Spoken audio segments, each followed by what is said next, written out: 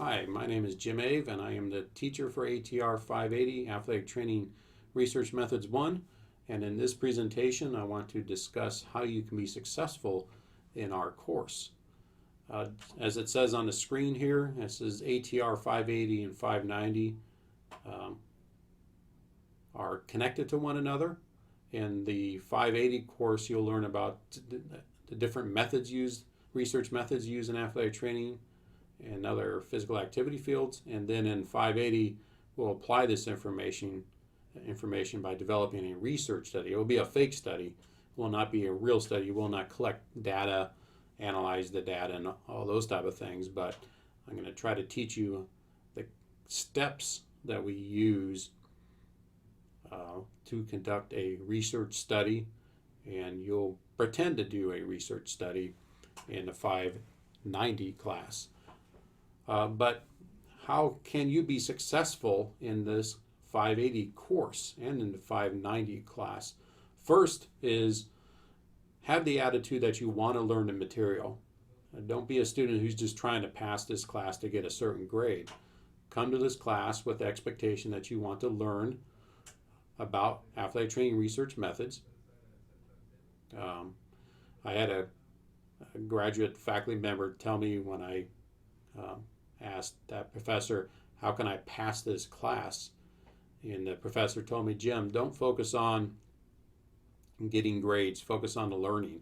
If you focus on learning the material, the grades will be there. You'll have the grades. So I want to encourage you to focus on the things, to learn the material, do what is expected in the class, and you should do fine. Other thing to be successful is read the assignment directions or learning activity directions. If you're not sure what we expect of you, ask. That's what we're here to do.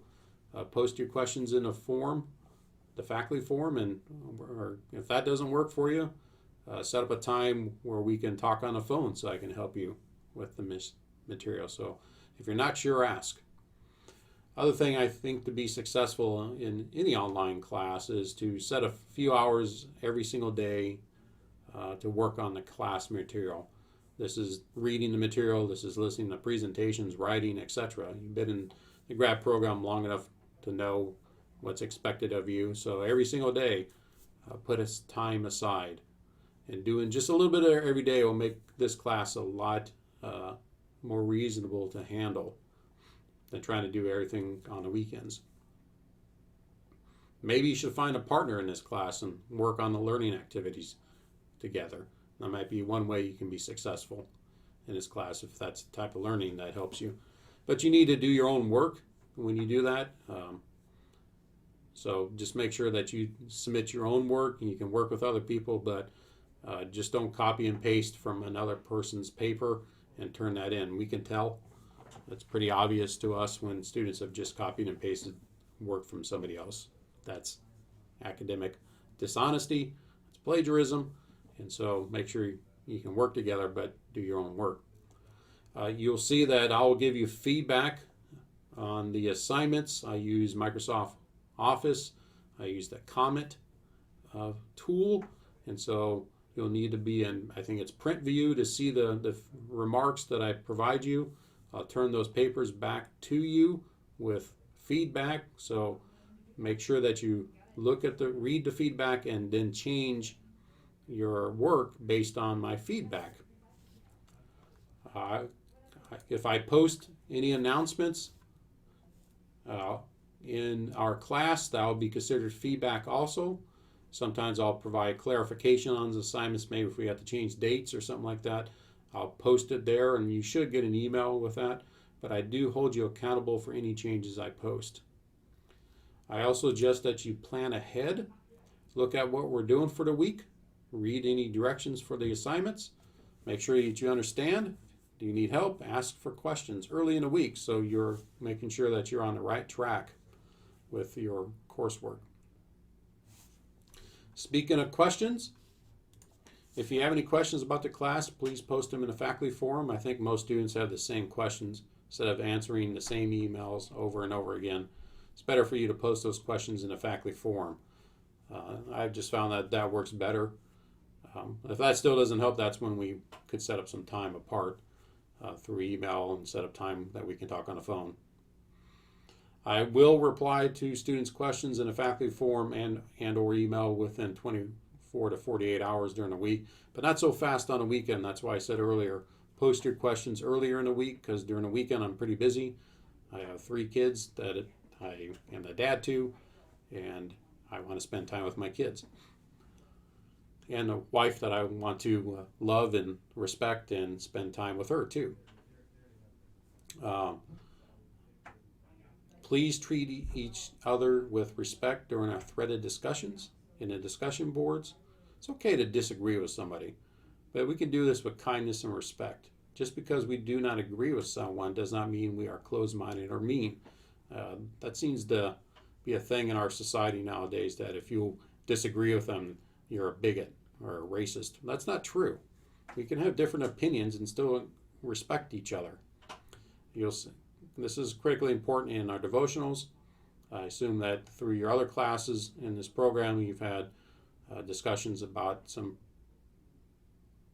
pretty, what's the word I'm looking for, controversial topics.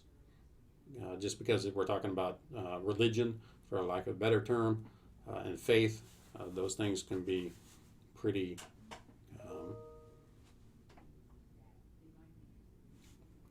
sensitive to some people. I have some ideals of how you can be successful on ways you can learn the material in our course. I have given you 4 different options. You can use all 4. You don't have to use any. If you're an audio learner, you learn best by listening. I would suggest that you read the assigned chapters from the textbook. Be an active reader, take notes, ask questions. What does it mean? What does it make any sense? Ask the professor about if it doesn't make any sense to me. Watch the provided lectures, presentations, and be an active listener, take notes again. Know what the requirements of the learning activities, then complete the learning activities.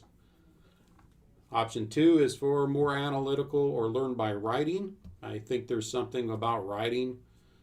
Back when I was a student, a lot of my athletic training professors would require us to rewrite the notes from our class. This is pre-PowerPoint and those type of things, where professors actually would write notes up on the whiteboard or chalkboard. Yes, I'm that old. And we had to take notes on paper and with a pen, and then we had to rewrite our notes and turn those in to our professors. There's something about that active writing that I think helps us learn. So for this type of student, point 1 is still the same: read the book, be active readers. On point 2, maybe watch the presentations, but you learn best by writing. Provide notes. Provide yourself notes on the material. Take notes like you're in class. Don't just take pictures of the PowerPoint. That's not really being active in class. Then complete the learning activity, because again, the learning activities are designed to help you understand the material. Option 3 is for students who are learners who like to find information on their own. So you read the material again, be an active reader, but this time you go and search the internet for videos, podcasts, presentations, anything that can help you learn the material. So that's one way you can learn the material, is just go out and find it on your own and then do the learning activity. Or option 4, you're a social learner. You learn best by learning with groups of people. So read the material, meet with other students virtually in some way, maybe work on Google Docs, Skype, those type of things, and work together on the material again, discuss the main points in the material, work together to complete the learning activities. And again, you still need to do your own work, format it yourself, those type of things. We don't want plagiarism in this program. There might be more options than this. These are just some options to help you be successful in this class, because this class is a bit challenging just because it's like learning a brand new language. And it is a brand new language. It's new topics and terminologies that I'm trying to help you understand. As always, ask questions of your professors if you need help.